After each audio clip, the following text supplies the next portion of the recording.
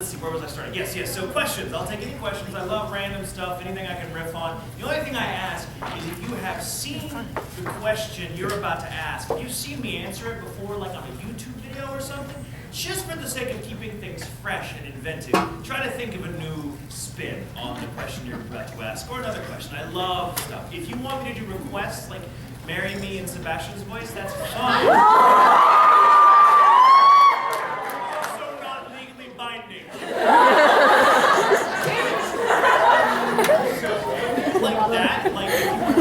Say this. That's fine. Keep them to a minimum because my voice goes out and I have work on Monday. Also, if you want me to just say something as your favorite character, you come up with a thing you think is there. Yes. You're like, talk as this person. I'm like, I have to dance. You're dancing with me, Bob.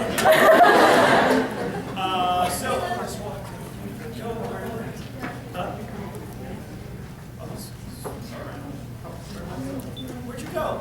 Brandon! Oh, there he is. Oh.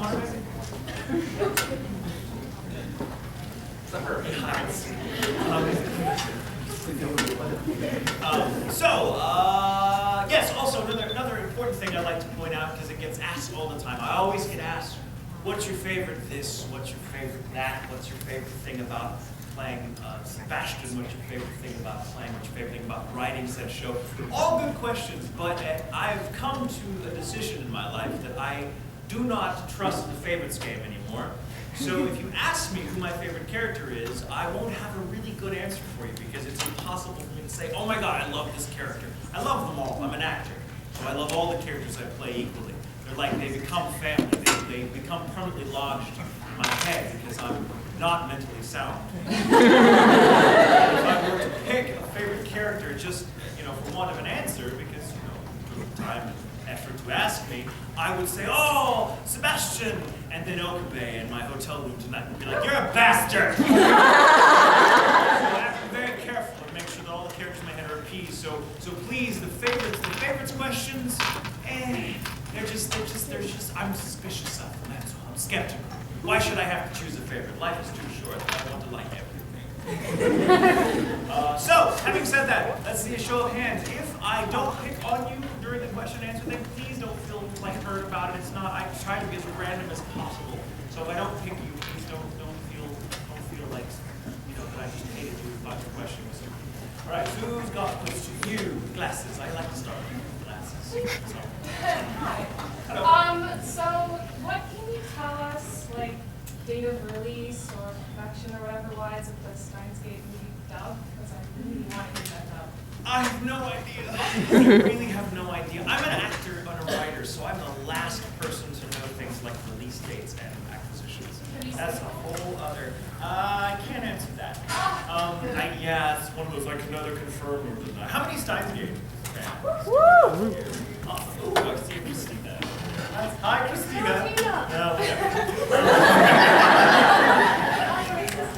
Yes, you are. Make me some coffee. Steins Gate is really, really awesome. I'll talk about it a little later on, I'm sure, if someone asks a question about it. Steins Gate is probably one of my most awesome experiences getting to work, not only as an adaptive writer, but as the lead of a show. I had an emotional breakdown while writing and recording it, which you can actually hear on episode 14 of where, that's actually me not acting anymore, just becoming a crying rubber mess in the booth, and they kept it. Yes, acting again. But the movie, I've heard about the movie for a while now, and I know that the show did really, really well. So there's every chance that I'm sure our acquisitions department and Funimation is burning the midnight oil to try to get their emails answered. So we'll see. I certainly hope, and if it does come down the wire, I hope that Tatum and I get to work on it together as writers. And again, it's good recording because that's one of my all-time favorite experiences of all time. If I had, I'm just totally negating what I said about the favorites game. If I had to pick a favorite, like at gunpoint, I would say Steins Gate, just because of the breadth of experience that working on that show gave me, not only as a writer but as an actor. So yeah, those of you who have not seen Steins Gate, please treat yourself. It's an amazing show. I would be fanboying over it just as much if I had absolutely nothing to do with production. It's a really, really awesome show about, shall we say, the emotional consequences of time travel. And Patrick Seitz, who most of you probably know as Germany from Italia, and as Agni, I think it's Agni, the servant in Blackwell. It's also a dear friend of mine and a hell of a writer. We got to work on the adapted scripts for Steins Gate together, and I got to play the lead, who is age whip. A really good show.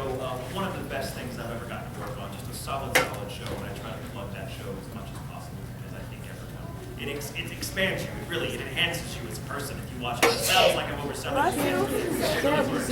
You're not the same person after you leave that show as when you go in. It's impossible.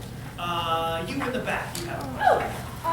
As Lawrence, what frustrates you most about Holo? Fleas. Then she never stops eating. My God. I mean, that's great. I like the girl with a healthy appetite. I don't like the girls that are like, oh, I'll just have a cup of steaming water with a chicken bone in it and a salad that I can look at. I want a girl to feel comfortable to eat, but I mean, like, I also have been on a date with a girl all the time, so. Really. No, Holo's a great character. I love Lawrence and Spice and that whole thing. So yeah, those fleas have got to be crazy after a while. She's got fleas. You know she's got fleas. She has a wolf tail. She's got ears. She has fleas. And he's got fur and stuff in the back. Oh gosh, have to fumigate this stuff. Not to mention she's a total troll.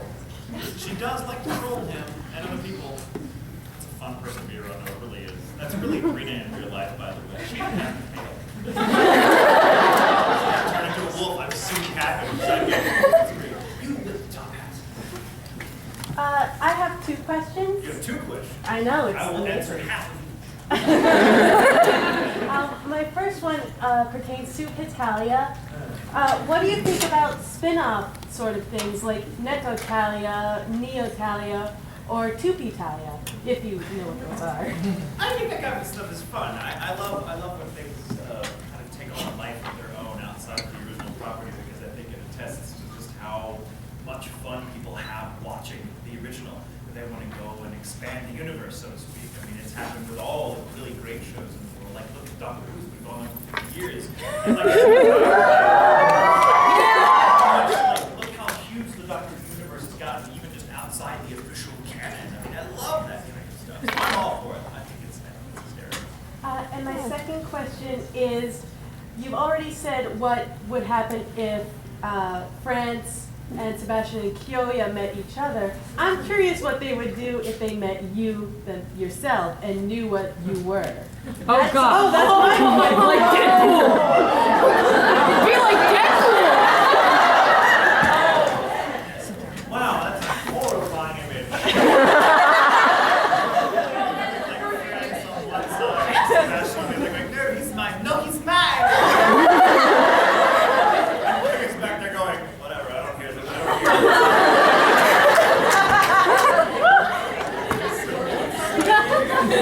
That needs to be It's a constant nightmare of mine of kind of like meeting these characters that they ever like came to life and we're like, so let's talk about what you did to my voice. And I'm like, screw you, let's talk about what you did to my voice. How many cups of tea I had to drink just to be able to speak after that one episode? You know, I can't go to France anymore without people wanting to punch me in the face. I'm laughing and going, oh.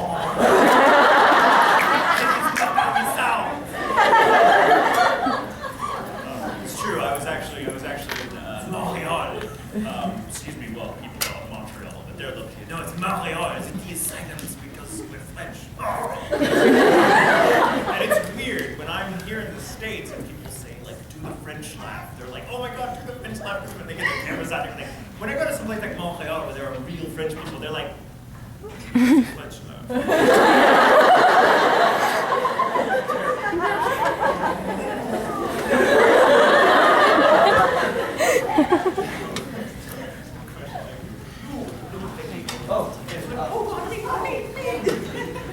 I got 2. Just roll away. Did you see that?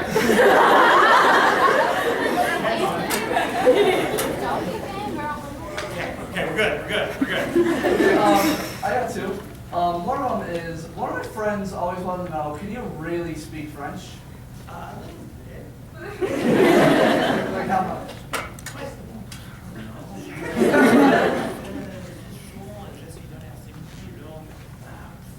Now I'm on the spot, I can't do it. I discovered this actually also while I was in Montreal. I've read French for a very, very long time and can read it fluently and can speak it reasonably well. I'm sure my accent is crap when it comes to like real French speakers. They're like, oh, you sound like a hick. But that's because I learned French from my grandmother who had an Alabama accent, so everything was like, je suis dans, and you're like, oh, okay, I'm pretty sure that's not how they say it. But when I was in Montreal, and we found if I got drunk, not like, there was an absinthe bar in the hotel where I was staying. I'm like, oh my God, how could I say no? And absinthe is very heady stuff. I don't buy very often, but when I do, I like to feel classy. So I had 2 or 3. And found that I couldn't stop speaking French. I think that's the secret to language acquisition. Drinking. Please, those of you underage, don't take a language class until you're old enough to drink. The second part is the cookie that you gave me yesterday. I don't know if you remember. Yeah, that you said you'd never eat as you ate it. I found out that that cookie has put another pound on me. And those calories. It was one cookie. It wasn't that calorically dense. Like 1,000 calories to make a pound. There wasn't 1,000 calories in that. No, it's just that enough. You're like, oh, God, it went right to my thighs. Those calories shall stick with me forever. I'll try. One little ounce of fat right here should always be on.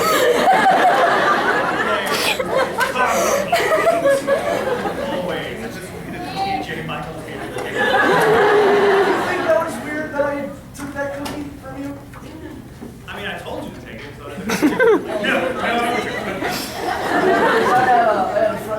The one with This the is how rumors get started, by the hair said, hey, he doesn't like that one.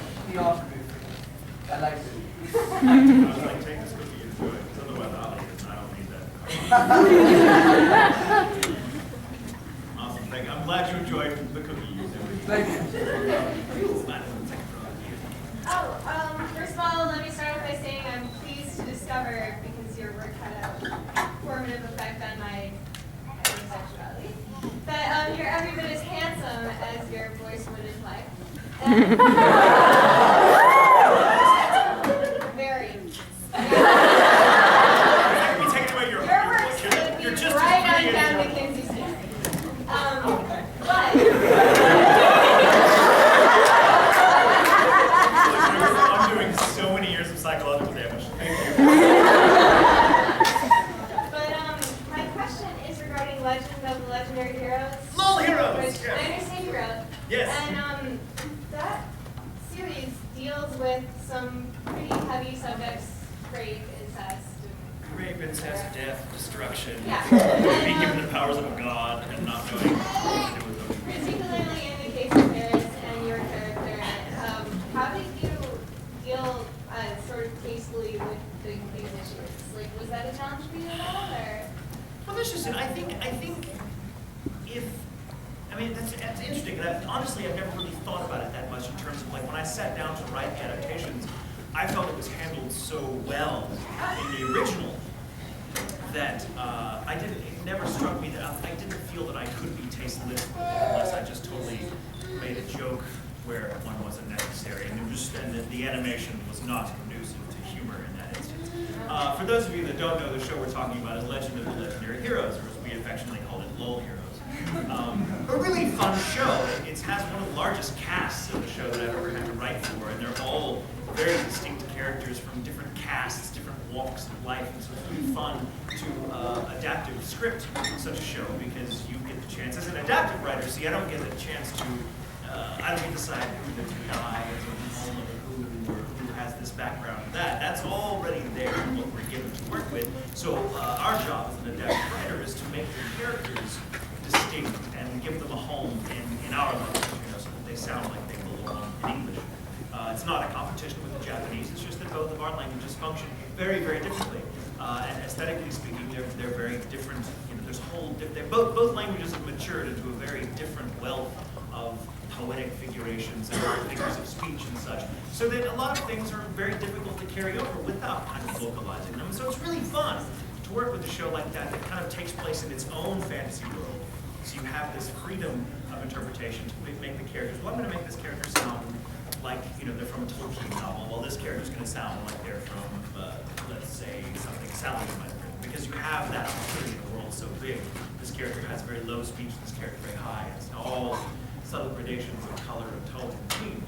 So when dealing with Ferris, who is the lead, sort of that kind of romantic lead, so to speak, kind of, it's hinted at. There's little tension, romantic tension between her and Reiner, the male lead. She's a very strong character. She's enormously strong. And if you find out her background, it forces you to reconsider what you thought about her. I mean, you change. And that's always the mark to me of a really great character study, is if your feelings for a character grow and change as the show progresses. You do not feel for them the same way you did when you began watching them. And in some way, thinking about them and their plight, who they are, enhances your own mind and makes you kind of look at yourself and your own background. And there were a lot of opportunities to do that, and I consider some of the really darker stuff, like some of Ferris's background is really heart-wrenching, and I won't go into great detail about it because it's not a particularly family-friendly thing, but there is rape and incest and a lot of unpleasant things involved, and yet it increases your respect and sympathy with this character at the same time.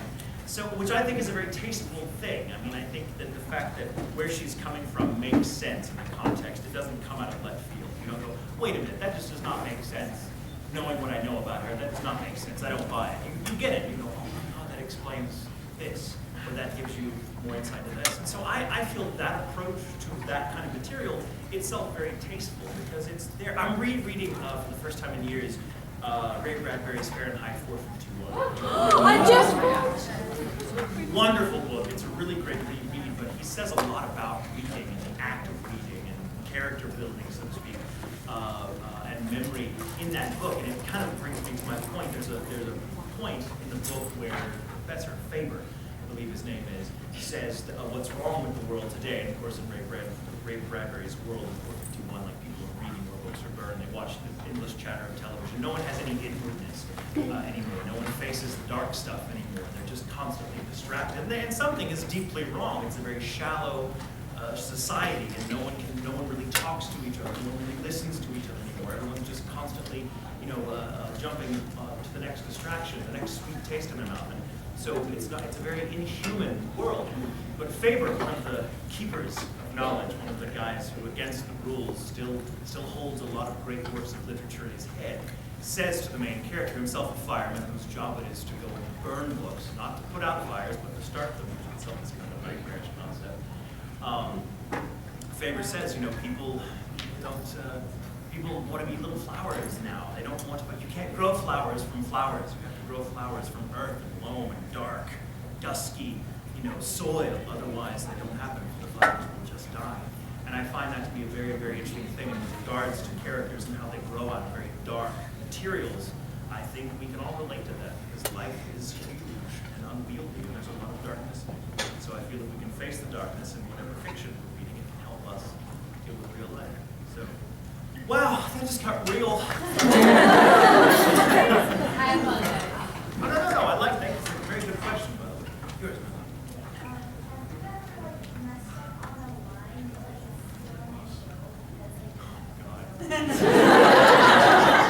Have I ever messed up on the line, but it still made it into the show? No, we're pretty good about it. I mean, I've messed up on hundreds of lines all the time. I mess up, and they're not really even funny mess ups. They're just like, I'll curse and get something and go. But no, they're pretty good about taking stuff out. I've never seen an episode of anything. I'm like, oh my God, they left that in. There are only two things that come to mind that they did, and it wasn't so much me messing up as me messing around in the movie, just being funny, maybe what we call bombs for other actors, which is maybe you know they're example, if I'm in a scene with Todd, who I love to mess with, I will, I know that if he's going to come in after me to record maybe a day, maybe a week later, if I leave something in his pre-roll, which is what he hears right before his cue, to kind of get him into the moment of the scene, instead of the line is written, he'll hear me say something, hey, Todd, nice hat. We do this to each other, all actors do this to each other all the time. We just bombs. And sometimes they're quite filthy. Quite filthy. In Italia, there's a scene where Franz is talking to little brother Italy about the birds and the bees. The entire line is like, yeah, but nothing says a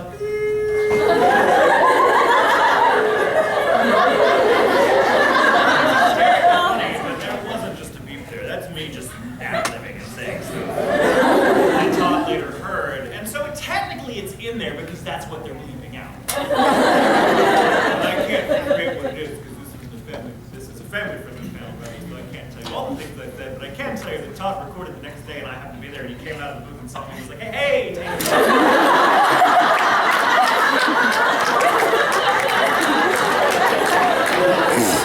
There's also in the Alice in Wonderland OVA of Black Butler.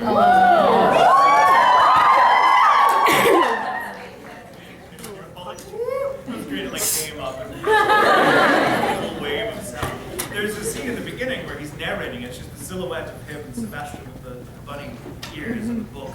Yes, right there. And he says something, and then he kind of closes the book and walks away. After all, the whole cast kind of runs by. And in the Japanese, there's nothing. He just says something, blah, blah, blah, blah, blah, blah, and then closes the book, and there's a kind of uncomfortable pause, and then all the characters come through, and then Sebastian just and I just was messing around with Ian, who was directing me, and Sinclair, dear friend, also Bard, who was directing me that day, and I'm just like, oh, party train. And it's hysterical. And I'm like, oh yeah, whatever. And they left it in.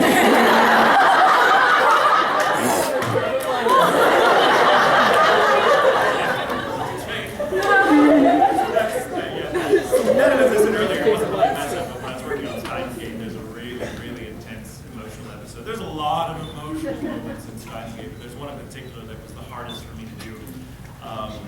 Where I broke down in the booth. I started crying and the light got really real, and I was just, I'm not going to give too much away, but like basically he's like trying to save his friend's life, and he knows he's having to risk his own to do it. He's just pleading for the life of his friend. Don't do this, don't do this.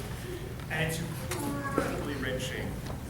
And the Seiyu, who originated the role, is just flawless. I mean, writing the scene months before it hit the booth, I just cried. And I was like, oh man, I do not envy the SOB who's going to act this. Oh crap. And then going to the booth and just having that moment where I couldn't get away from Okabe, the character from Steins Gate, because for the several months we worked on that show, it was about 4 months where the writing and the recording were overlapping. So I would go in for about 8 hours a day because Okabe never shuts up. I know part of it was born to play. But then I would come home after an 8-hour day to a 5-hour script writing session on the same show. So I never got away from Okabe. And finally, during that episode, I think 13, something just snapped. And I'm like, I'm crying and saying the lines. And Colleen Klinkenbeard, the show's director, was like, you need to splash some water in your face. Get some water or something, because Okabe's got the reins right now, and it's a little scary. So she was awesome about it, and I went, I was like, stuffing my face with like a honey bun on the thing.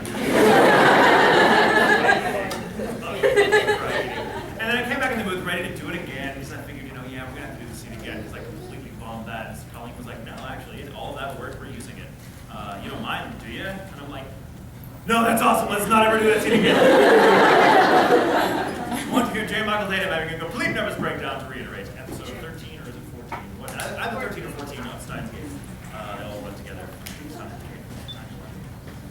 Sherlock! Yeah. I love it. We were like, oh, you didn't pick me. Mike? Go on. Alright, so this actually has nothing to do with anime. I just wanted to say that I was watching the very first day of the Olympics, and they had it's the very first year that they're doing team figure skating in the Olympics, and I don't remember their names like at all, but it was this guy and this lady, And the guy was like really, really tall, and I don't know why, but he kind of reminded me of you. So I am really, really tall. I kind of just started busting a gut because then all I could picture was you ice skating. It's a very funny thing. Was pretty short and kind of had longish hair, and she honestly reminded me of Sherry Lee.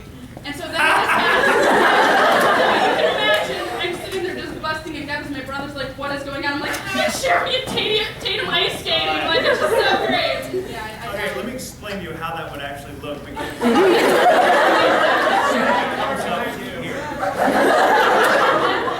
and this is when we're both sitting down. Like she's like ice skate, and I'm sure she can ice skate circles around me. Anybody could, because I'd be in the middle like, oh.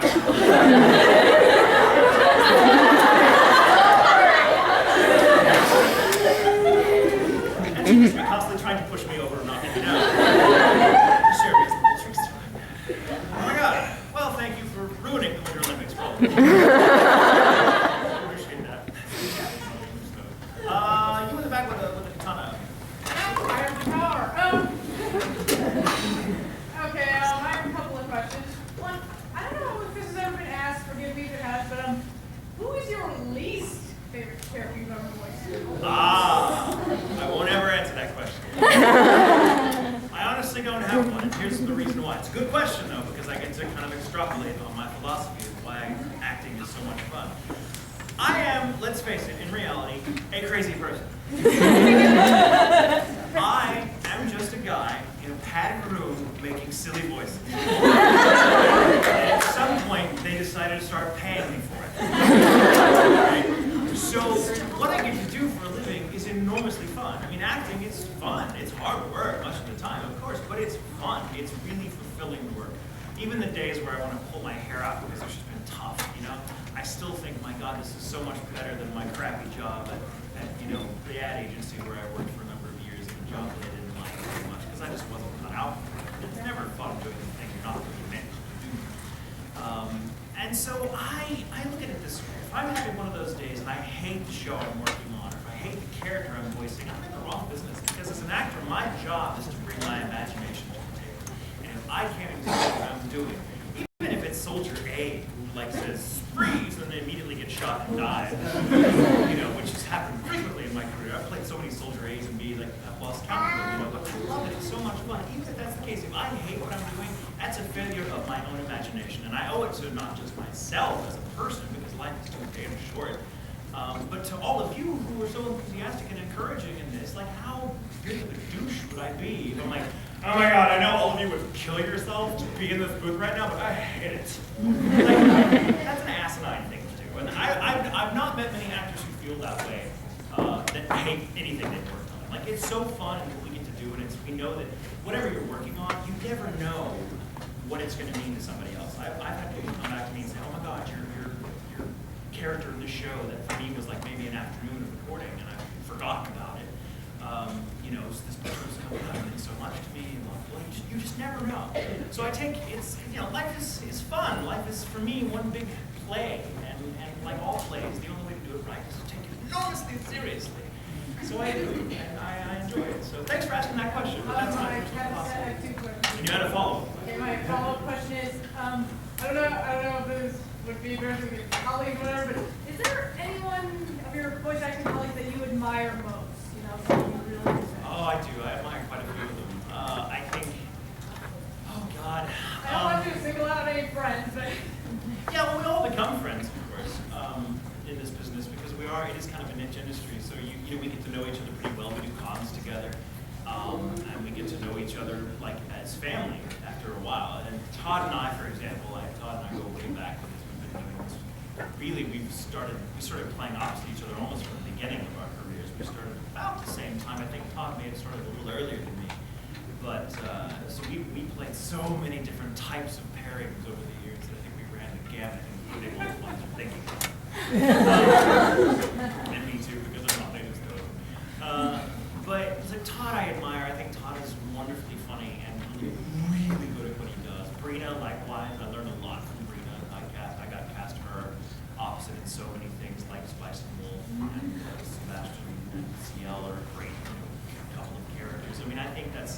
you learn a lot from the people you work with the most, I find. And so I'm a huge fan of a lot of people. In terms of someone I've never actually gotten to work with, but someone I know fairly well and have met at numerous cons, and just his whole approach to his fans and to his supporters is amazing. And I've learned a lot from Steve Bloom.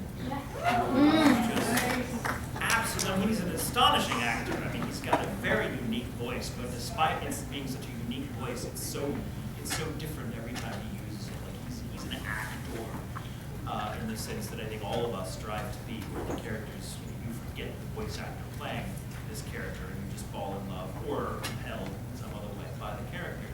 And so I was always really a fan of Blue even before I had any designs of getting in this industry. And so when I got a chance to meet him at a con about 5 or 6 years ago, I was nervous. I thought, oh my God, I hope he's not an asshole. Because you never know, right? We've all met people that we looked up to, or maybe we caught them on a bad day, and sometimes it's me, and you're like, oh, they're a jerk. It happens. It happens. I have my bad days when people steal my cookies.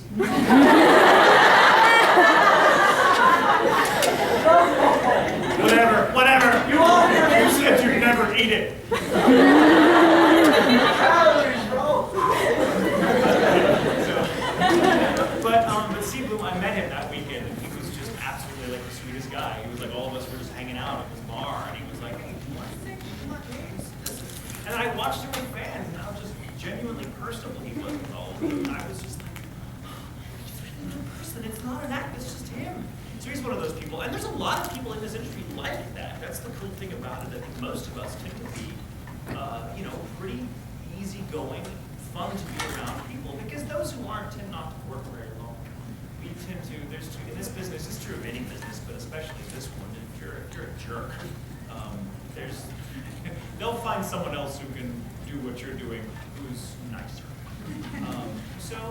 I've met a lot of really amazing people, and I continue to every day. A lot of them have been you guys. A lot of people I meet just doing conventions. I'm like, oh my God, are you kidding me? Through this? I can't kick Matt colors down the stairs, and you just do this incredible montage. I mean, I have been given pieces of art or seen costumes or been read poetry by people that just brings me to tears. I mean, you guys' creativity, and the fact that you do it for us just blows my freaking mind. I will never, ever get used to it, and I never want to. I think it's just fantastic. It's just constantly energizing. Thank you. Ooh, there, Matt.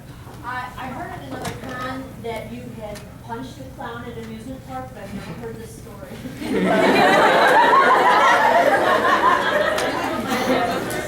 Okay, so for any of you that have a deep, dark phobia, I'm going to give you a good piece of advice. Never, ever tell your friends what it is. I wish to God 5-6 years ago when I started telling people that I suffer from homophobia, which is this really weird sounding name for the phobia of clowns, which I suffer from. Don't test me, I swear to God. People have done so, people have died. I wish I had gone back in time before I started admitting to this, but like, you know what I'm scared of? Money. Wads of cash.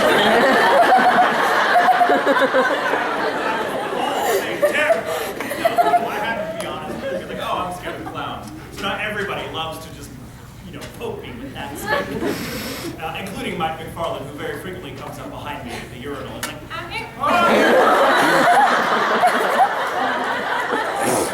Years ago, long before I was a voice actor, I was at an amusement park. I was about 22 years old at the time.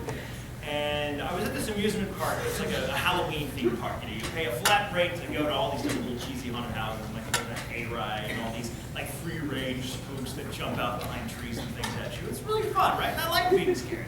I think it's fun, unless it's a clown. Then we're playing for keepsies.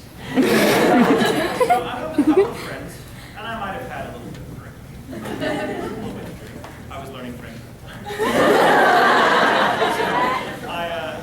We were going around having fun at this park, and these two of the guys that were there, they're part of the park experience, were clowns. There was a tall fat one and a short fat one, and there were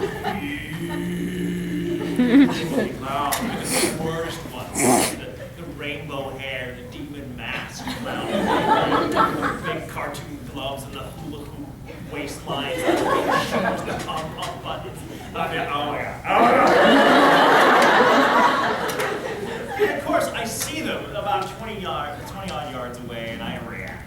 oh God, oh God, oh God. It's the stupidest thing to do because now they're like, oh, well. So for like a good hour or two, these bastards kept following us everywhere. Get in line for like, for 100 houses and be like, don't turn around, don't turn around. And they would always stand just far enough away, like the twins in like The Shining.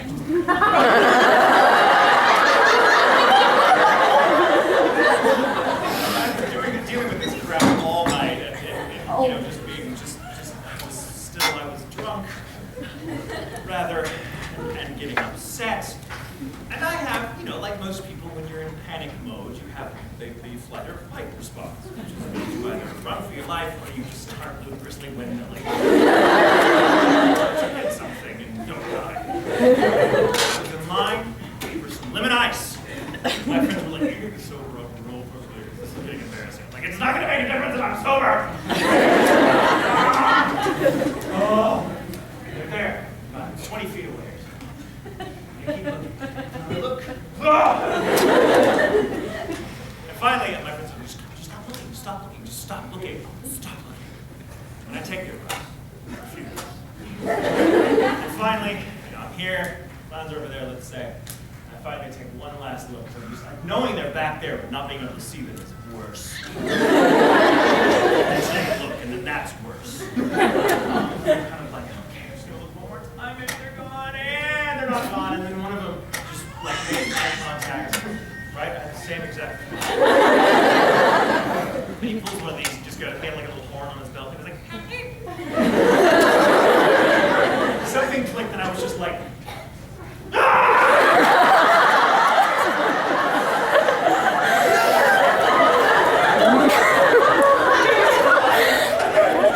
clotheslined him and like straddled him and just started like,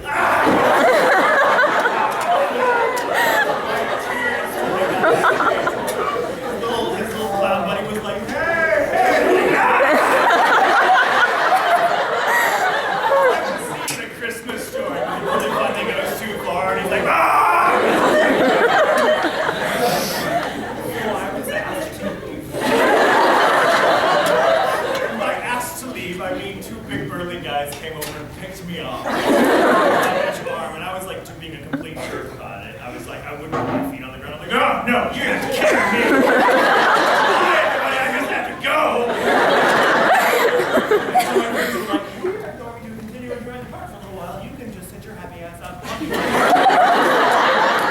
These clowns like over the car going, and I'm like, yeah. So the rest of the night is me just sitting in this car, my friends waiting for them to get out of the parking lot.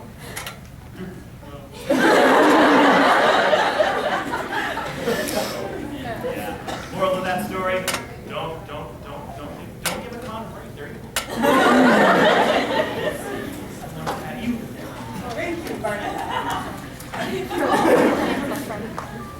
Can you say in Scar's voice from Brotherhood, I want to ride the pink unicorn with the Texas wings next.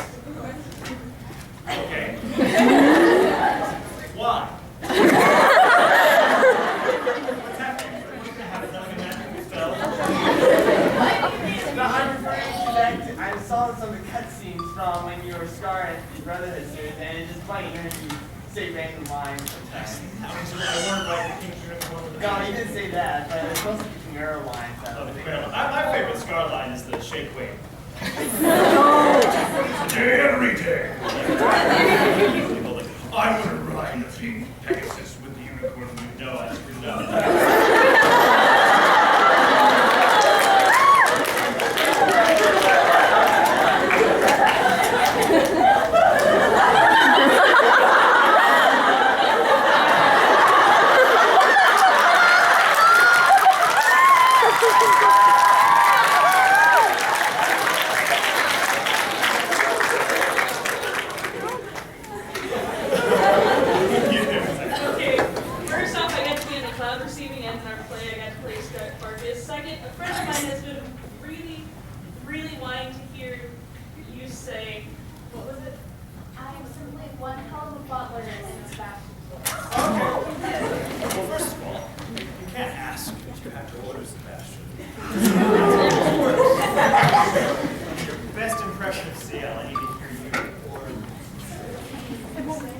Come on, you can do it. You can do it. Deep breath. We're in this together, love. We're in this together. I order you to say, I am, simply one hell of a butler in Sebastian's voice.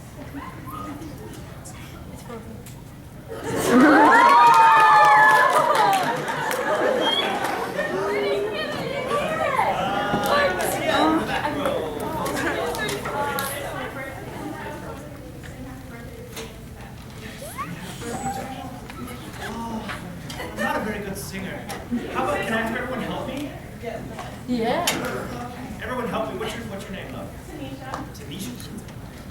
Everyone, Tanisha. Happy birthday, ready? Happy birthday to you. Happy birthday to you. Happy birthday, dear Tanisha. Happy birthday to you.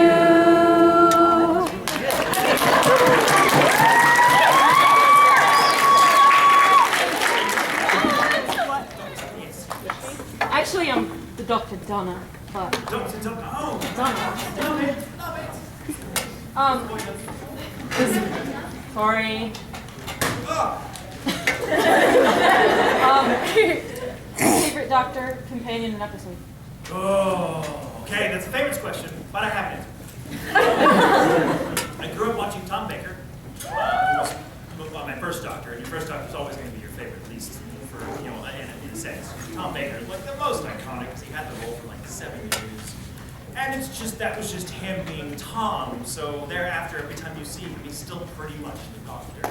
Like in interview, years later, he just comes across like that character. He'll be the first to tell you, that was just Tom, and it was awesome. That scarf and that huge shit-eating grin, which is just like, oh, I love it. I bet it was rolling down. Yes, I'm gonna go to Richard. But having gone back now, all these years later, and seeing all the treatments, I've seen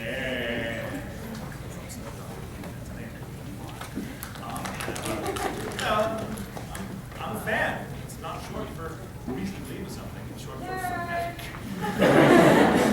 So I started watching this stuff. My favorite doctor, if I had to choose, was Dr. Tatum. The reason being is because I think the show changed into the show we know now under his reign. If reign is quite the right word.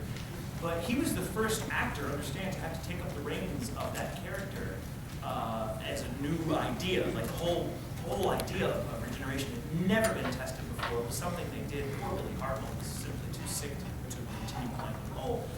And I thought, well, hell, he's an alien. Let's just say he regenerates into kind of a new personality and see what happens. And no one expected it to survive another season after that because everyone was rightfully adored, Hartnell. And, once Hartnell was in it, we're like, oh, this is not the doctor anymore, is it? It's not, whatever. But Trout was such an amazing actor, did such whimsical and really, really fun things with the role that were he not as amazing an actor as he was, may he rest in peace, he actually died at a doctor convention. Yeah, right. But that's commitment. If he hadn't been the actor he was, we were talking about Doctor Who now. The show would have died at 4 years old then. So I think it's great. He was also just his portrayal of the role is more my type of doctor, and his take very much informed Baker, and very much informed Sylvester McCoy, another favorite. Very much informed Matt Smith, who's my favorite of the new guys. Though I love Tennant and I love Eccleston. I love all of them. There's not a single doctor I hate because I consider them all really the same character. Just different stages of life, which is fun to consider. But Troughton just had this sense of fun and whimsy and playfulness. He was like a cosmic hobo. So he wears Hartnell, who was before him, was very patrician. He was like grumpy grandfather. They used to call him Old Grumpy or Sinister Father Christmas. That was my favorite moniker. Well, bear in mind, the Doctor's first companions were kidnapped because they stumbled into the TARDIS. Like, well, you're not going anywhere. So I'm like, Doctor, Hartnell was kind of ambivalent. But so he played it very stern, very grumpy. Whereas Troughton came along, and Troughton was like the crazy uncle we all know and love that shows up at your birthday party with like ridiculous gifts that make no sense. Here's kayak lessons. Thank you, I'm 8.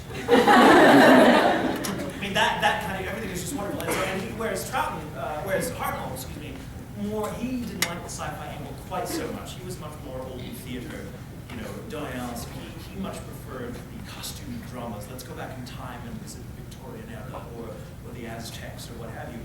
Trout, on the other hand, was a big kid and was like, oh my god, yes, let's do monsters, and let's go to ice planets and the cyber and all of it. So the show, and what we know of now, really kind of began to take shape under Troughton as the Doctor first. And so Troughton, again, so I go back to that era as having given us some of the really great tropes of Doctor Who that can still persist 50 years later. So Troughton, definitely Troughton. I met a guy at a convention.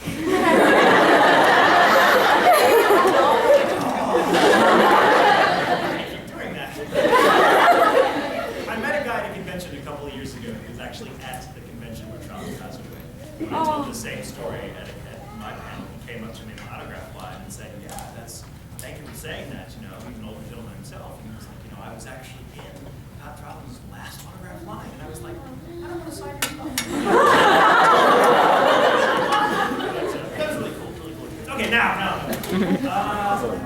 You waving your arm like you're about to take off. I just wanted to know, what is the weirdest question anybody's ever asked you? Oh, that's hard to think about. I've had some pretty weird questions. Oh, and here's another weird question. What? What do you smell like?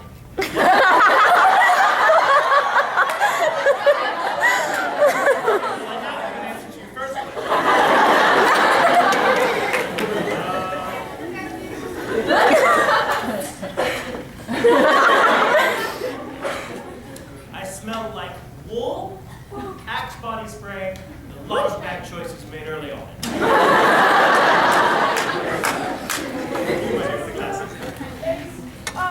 First of all, my friend here wants you to say, I am simply one hell of a frock shipper. It's the best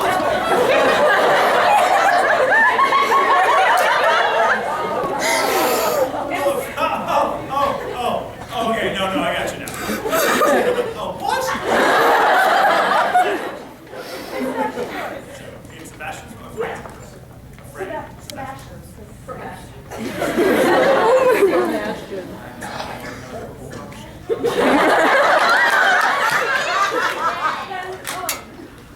Also, can you say happy birthday to my sister? Because, like, she loves watching anime with me, and today is her birthday. So she's just not here.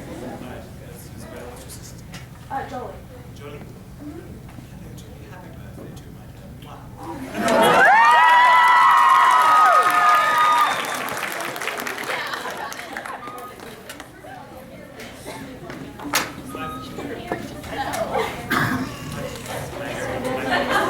My hair, I promise you, will act like pierced. This is an architectural marvel. It's magical. I don't know how.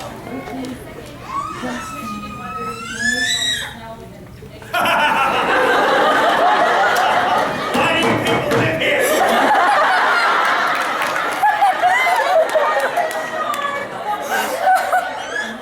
-4 or something, and I'm looking at it like we are less than a temperature. Welcome to Michigan!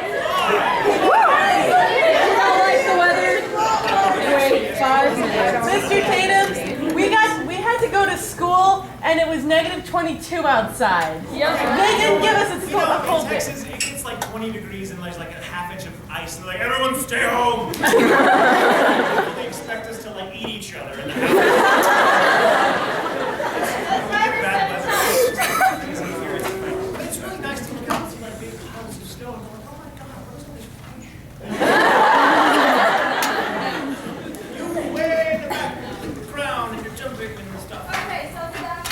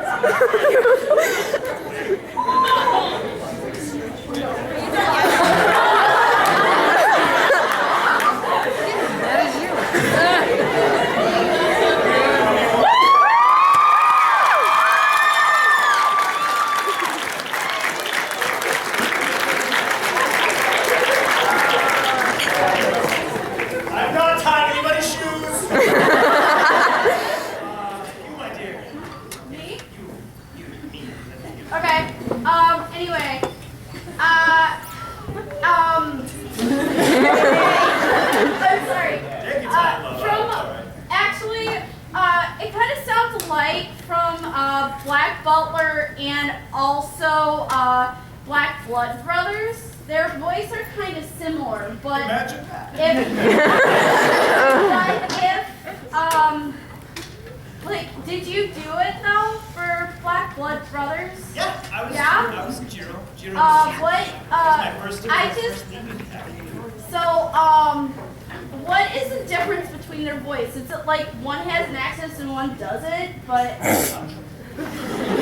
They're both very similar characters, at least in terms of the way they speak to those around them. They're very knowledgeable. They always kind of like they've got this "I got this" kind of attitude. yeah. So they're like, so Jiro is very old world. So he doesn't really have an accent, but he sounds like he doesn't have an accent. He sounds like he's got that neutral tone that is born of having a lot of accents at the same time that you have to sort of neutralize. I just thought they sound really similar. Me and my friend dropped our mouths like, that sounds like Sebastian. And then we These found two out the it was same, Jiro. and she Well, looked I'm it up, sorry. Next so time you I'll two do a are the better job at same. it.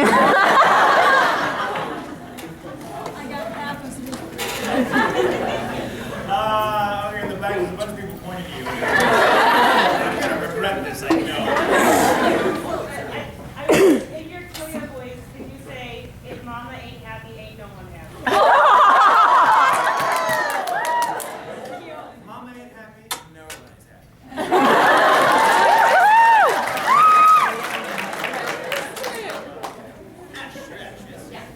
I was wondering, what's like the weirdest thing that's ever happened while you were recording or directing?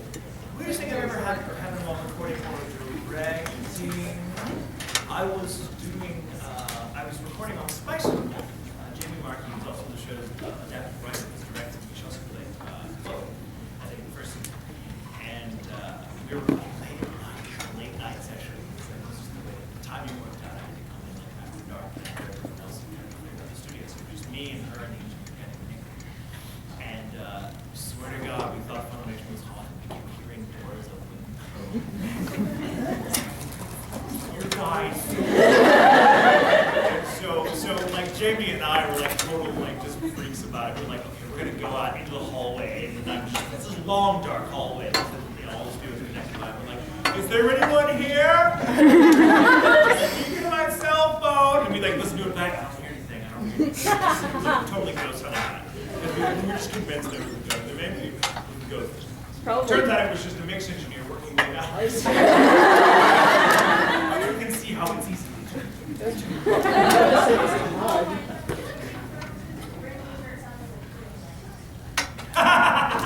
I sound like, okay, Lannister always pays his debts. So that's not true of me. No, I do like Game of Thrones. I'm not current. I'm not current, unfortunately. I haven't seen the third season yet, but I like it. I like it very much. And I'm in the process of trying to get all the books on it. So yeah, I like Game of Thrones. Good show. Good show.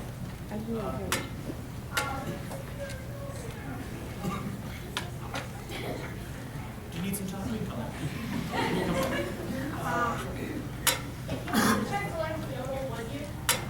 Sure, why not? It's gotta be. I don't know, I can't. I've never tried to yodel. I've tried, well, I don't know what I'd do. I'd like to yodel, just be that guy. I can yodel everyone. Can you try? Can you yodel? Not really, no. You can. One of you is not telling the truth. Can you yodel with me? Because I'm very shy about trying to yodel. Does anyone here know how to yodel? Like, it's like, no? Anyone? No? Anyone? Do you? In the purple, do you know how to yodel? Yodel? Yodel for me. Let's do it. Ready? Count of three. 1, 2, 3. Yodel.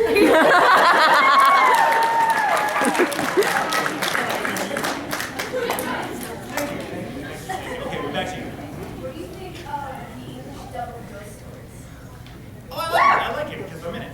I'm like, yay, work. I like Lynn's hair. That is half hair. I guess I find it. He has the best ass hair.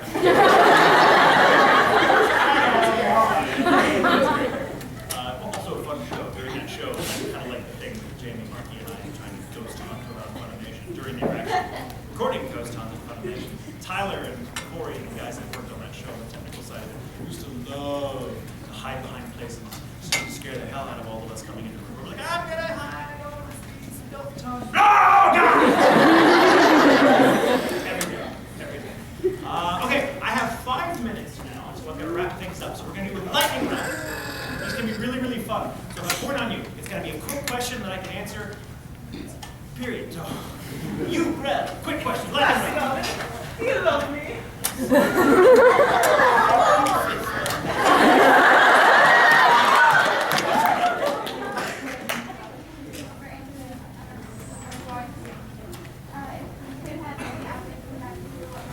If I could have any object from Doctor Who, what would it be?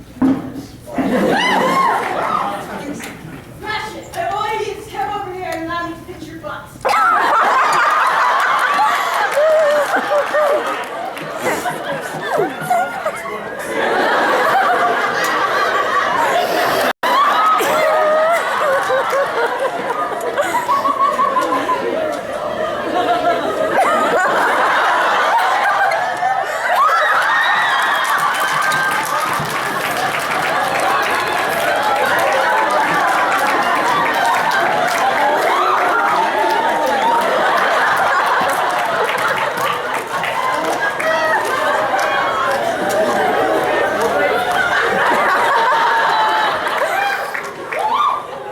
You, sir, with the glasses and the mustache. Have you yourself ever played Borderlands 2? Have I ever actually played Borderlands 2? I have tried. It's really hard because I won't shut up. And I'm like, oh, shut up, Tatum!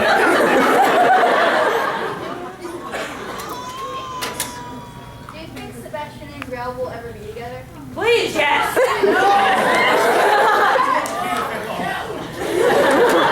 Actually, I do love the idea of you doing the Olympic You want some jumping. candy? What? You want some candy? No, darling, I don't eat candy. Oh. Well, give it to someone else. Give it to I'm sure you do. Share it, share it. I just want to Yes.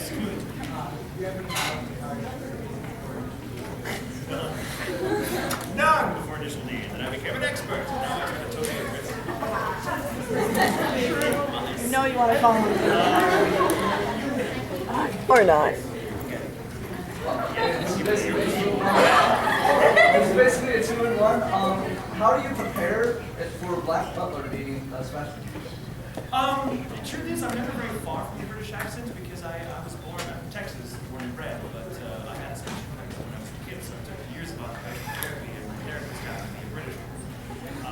So speech practice, exactly the way I do it, speak for very old times, so I'm terribly far from that. You could be anywhere. Start saying that. People are like, no. I was in a hotel recently at a con. The con was over, and I was stuck on being on. It's sad when the hotel goes back. So I decided to just be Sebastian. Well, then you make a heart. I don't know. So I walked up to the concierge. And she was like, no, stop. And I just played it off. And she's like, no, but Deborah, come here, Deborah, say something. I'm like, Deborah, how are you? She's like, no, see, you were my boyfriend and you talk about that to anybody else, you're right.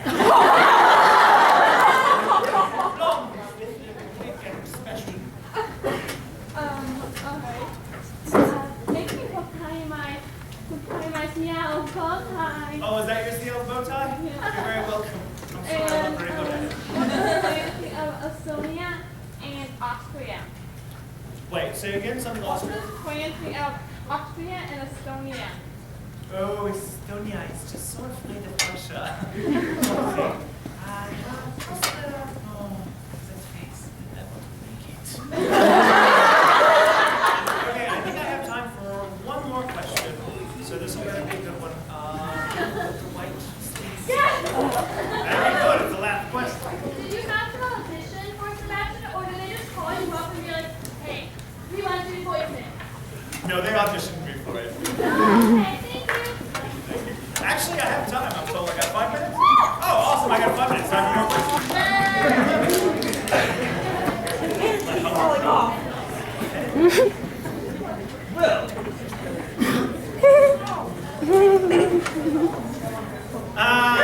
Joke's on you. I don't have one. Totally missed that question.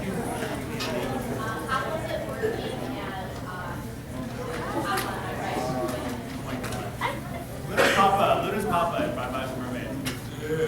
This character, dog. Totally how it would be as a dad, though, by the way. I would totally come in on like a helicopter to save my little girl from a bad choice. Totally do it. Hell in the place, though. He was very Scar-like, but he was like angry Scar all the time. So that was a lot of throats.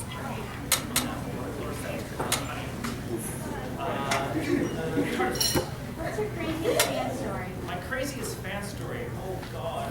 I have one that always comes back to mind, and I'll try to tell the quick version of it, because it was a little creepy. I wasn't at a con, I was actually at a comic book store signing, which is kind of unique for me. I love it because I'm a comic book reader.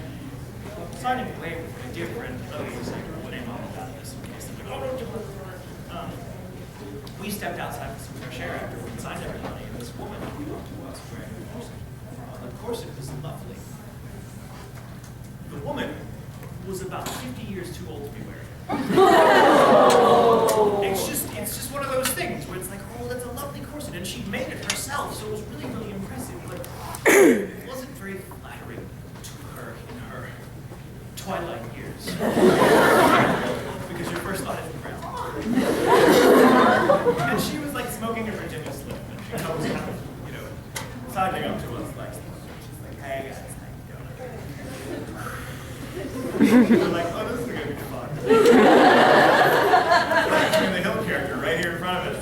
And I didn't know, I had no idea she was a fan. I really thought she was like a night walker and was gonna like be like, hey boys. And I'm like, oh dear. Turned out she was a fan. She wanted me as a fellow to sign her course. Now her corset was black, and the Sharpie she handed us was a black Sharpie. So, not like this one, just pulled out. And she was like, so she signed it. And okay, but your course is black. She said, oh, I've had so many people sign this, you can't see their signatures, I just know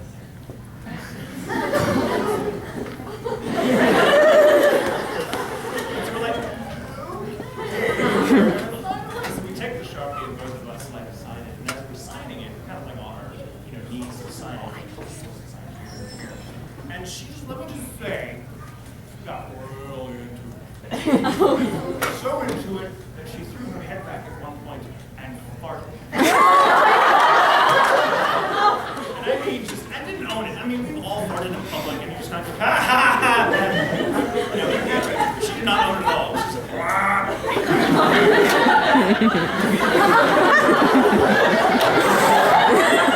like, we're signing going, this is together. Clear the area immediately.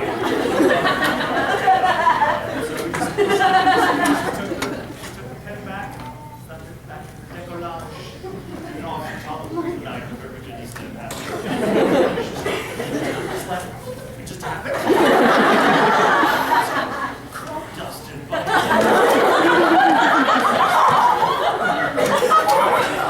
Sometimes I have to wonder.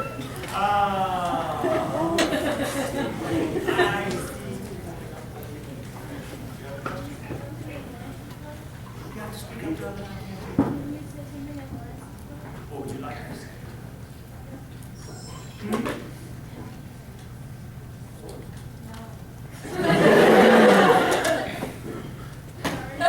No? Lawrence is basically my voice, so if you're paying attention, it's Lawrence.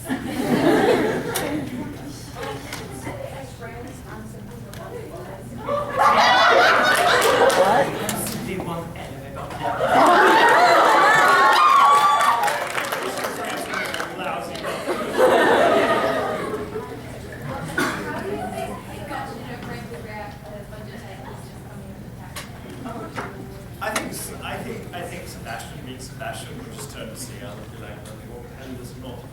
So we're like, oh, what are you? And Sebastian will be like, well, I've got this, and then the Titans would be done.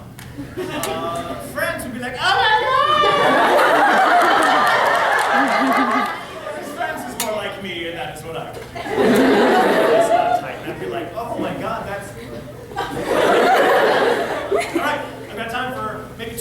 So you're doing this, and you've got like the sleeves and the bow and everything. I told you. No doubt. In the voice of France, could you confess your love for England?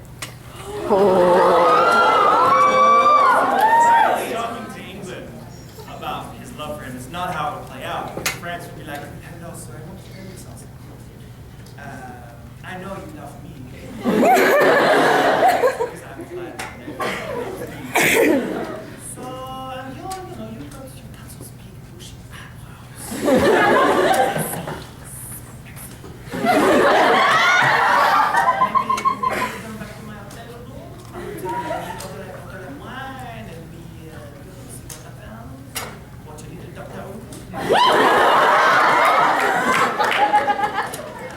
Yeah, that's how it would happen.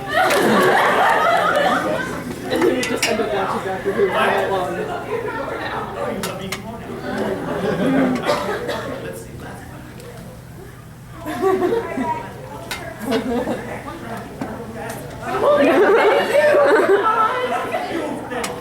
Yes, you. Can you please say the famous Celia line that 600 more to get on your debt, or you can pay me with your body?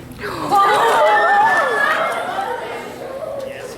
My favorite Celia line ever is the one that ends with him saying, or you always repay me. By the way, it's not a good idea to say in real life anyway. Just not a good thing to do. All right, well, thank you all for coming. That's all the time I've got.